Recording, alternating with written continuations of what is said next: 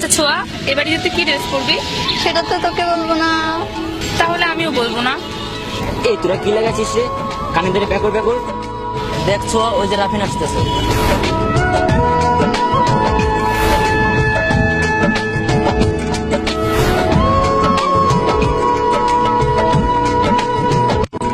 কেমন আছিস তোরা?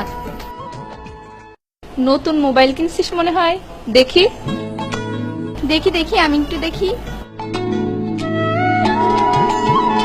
তোরা শুধু নিজেরাই দেখবি, আমাকে একটু দেখতে দিবি না? রাফিনের মোবাইল বলে কথা।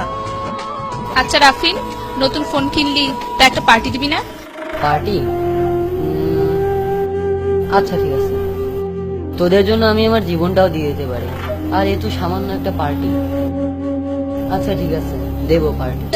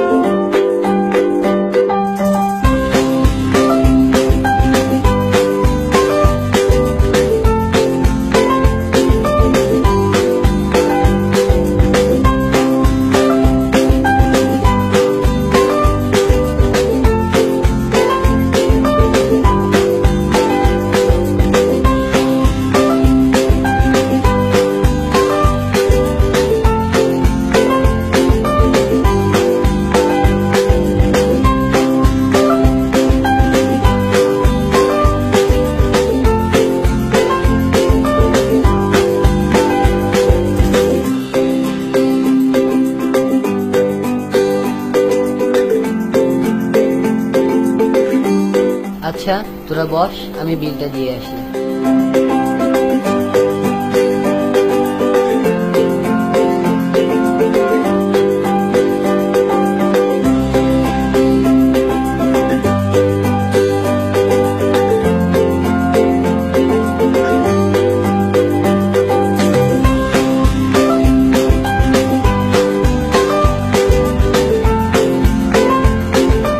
আচ্ছা রাফিন, তোর মোবাইলটা দে তো দেখি।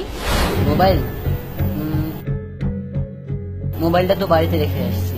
তুই না মিথ্যা কথা বলিস না, তাহলে মিথ্যা কথা বলছিস কেন? সিরিয়াসলি তোরা বিশ্বাস করিস না? মোবাইল তো আমি বাড়িতে রেখে আসছি। বাড়িতে রেখে আসছিস? তাহলে এটা কি?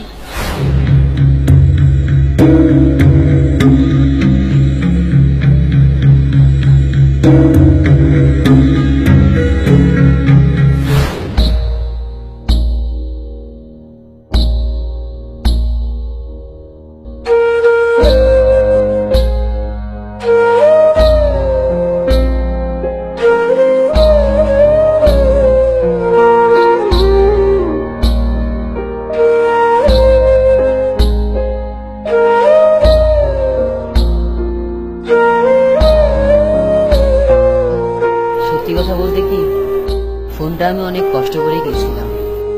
যেমন আমি টিফিনের টাকা, পকেট খরচের টাকা এবং আরো অনেকভাবে টাকাটা জমিয়ে আমি ফোনটা কিনেছিলাম। যখন বললি পার্টি দেওয়ার কথা, তখন আমি আর তোদের না করতে পারলাম না। তোরাই তো আমার সব, তোদের জন্য আমি সব করতে পারি। আর এই তো সামান্য একটা পার্টি, তাই মোবাইলটা বিক্রি করে দিয়েই পার্টিটা দিলাম, শুধু তোদের মুখে হাসি দেখার জন্য। কিন্তু তোরা জানলি কিভাবে? কালকে যখন পার্টির কথা বললি, তখনই আমার সন্দেহ হয়েছিল যে তুই কিছু একটা করবি। তারপর তোর পিছু পিছু গিয়ে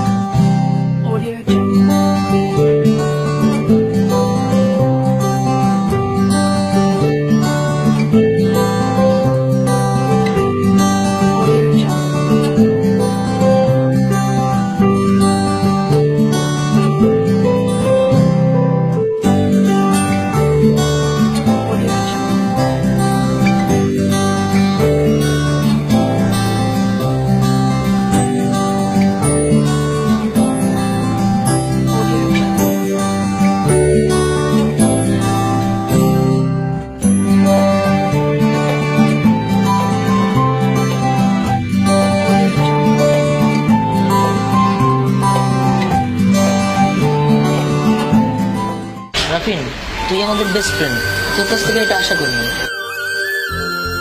আসলে বন্ধুরা তো এমনই হয়, বন্ধুদের মধ্যে হাসি থাকবে, কান্না থাকবে, কষ্ট থাকবে, আবার একে অপরের পাশেও থাকবে। এরই নাম হচ্ছে বন্ধু।